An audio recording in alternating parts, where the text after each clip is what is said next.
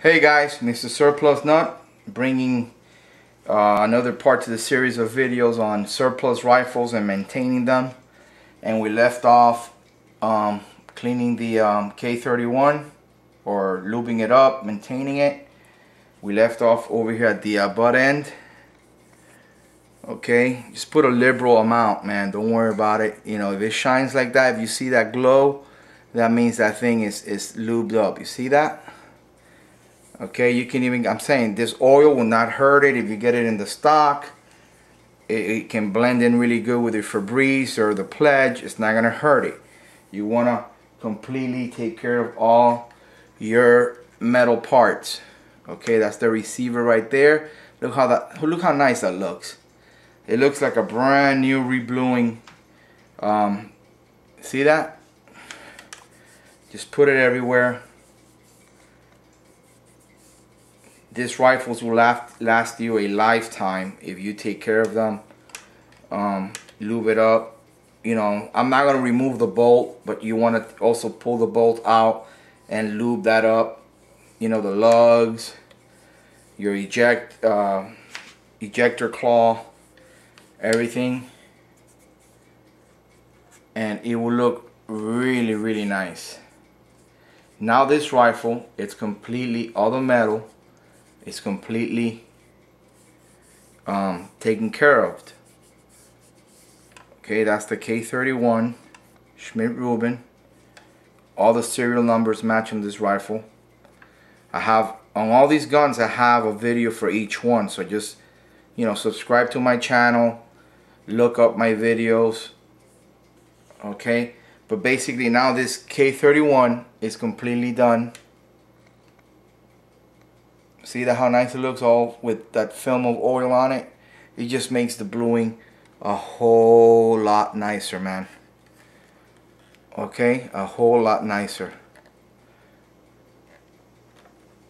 And that's the end of it. The end of the right there. Then we're gonna go ahead and jump into the SKS. My M59 Jugo SKS. Again, get the Febreze. You know, always keep track of your rag. If you're using a real big one like this, which is the wet side, which is the dry side, this is the wet side. So you want to put, you know, enough on there. And we'll go ahead and swap these out. Okay. We'll move this one to the back. And we'll work on the SKS. Alright, just do your wood on one side completely, all the way to the butt end here. I'm going to flip it a little bit, get the, you know, side on the bottom. You want to flip it over and get the other side.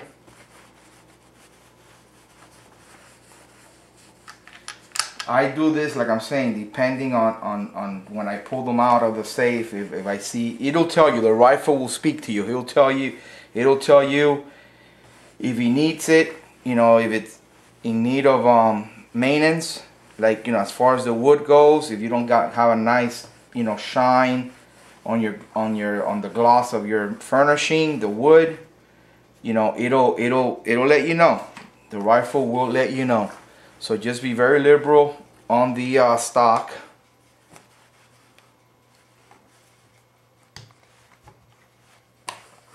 Okay, then we're gonna flip the rag over. Use the side for buffing that's dry. Okay, right away, this stuff, once you do this, right away you'll see it where it'll start. You wanna apply one side, the Pledge or the Febreze, and then flip the rag over, have another dry rag just for the buffing part. Okay, and you see how the wood starts picking up that gloss. Especially if you finished it with like polyurethane, semi-gloss or high gloss, you'll see it. Okay, there you go. You can see, hopefully you can see the difference in the video. Okay, how nice that wood looks.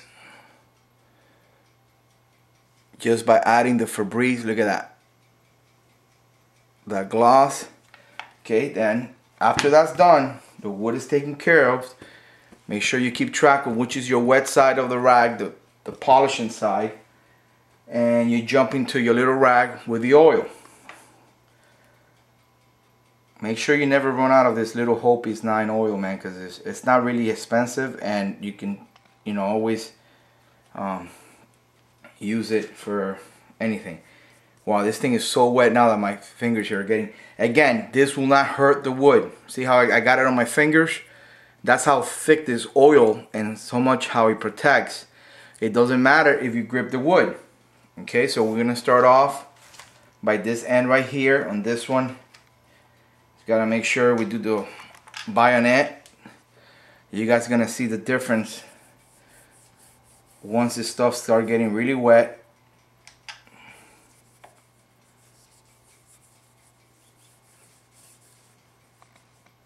And it doesn't take a whole lot.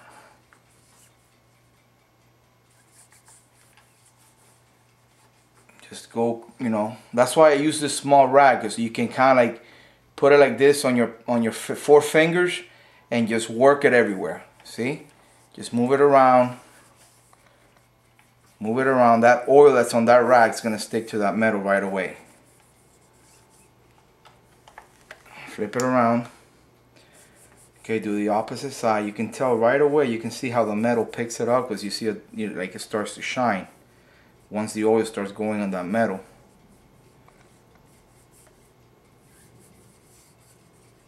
In this case, we want to go ahead and pull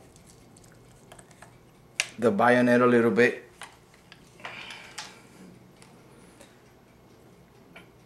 Just to get it completely lubed up.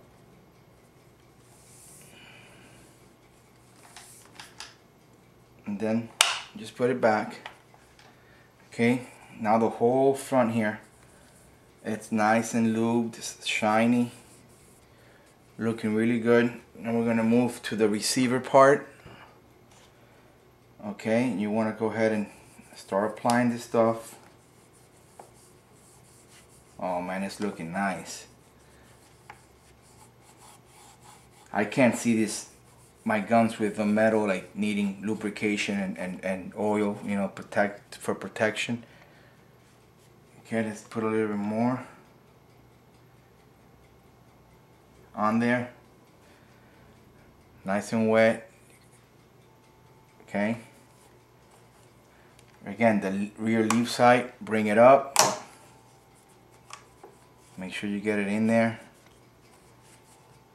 If you keep your guns clean, like the barrel, the board inside, the rifling, and I usually run a wet patch of the stuff in there, and once you take the bolt, everything apart, and you lubed it up, every time you do this, you don't have to removing the bolt and doing the internal, because that keeps the oil more in there, because everything's closed up when the bolt is closed, and you know, it's harder to dry up inside.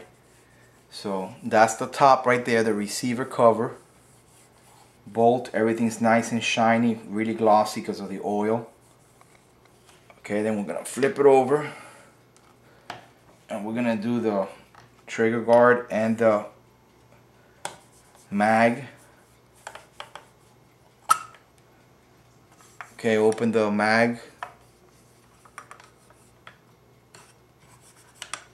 Get all that in there. Bring your finger inside. Don't be afraid. Okay, all nice and lubed up. The trigger guard.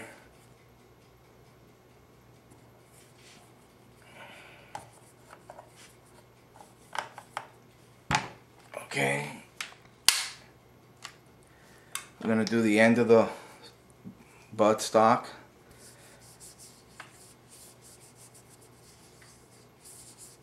See how that looks? Really, really nice with the oil. This is how you maintain your surplus rifles, man. These rifles need to really be taken care of. Again, you can get this rag, that's not gonna hurt it. Or, you know, the wood, it's just gonna keep it really nice. And that's how it ends up looking. Okay.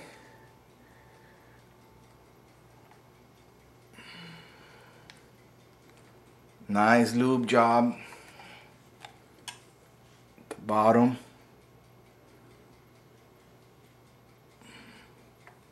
And that's how you do all of these. Okay. It didn't take me much. And basically I did both the Schmidt-Rubin K31 and my SKS M59. Okay, so I got 2 done. I gotta do 3, about 7 more. That will not take you more than, by the time I'm done, it'll probably be the most half hour, and they can all go back to the safe. And I mean, they're ready, you know, I mean, no problems. Okay, stay tuned because I'm gonna be uploading a video on putting a tactical stock on this M59, so you guys can see how it looks. I think I have one uploaded already on the option that they give you. I think there's only one polymer, whatever, the 6-position collapsible stock from, I think it's Tapco.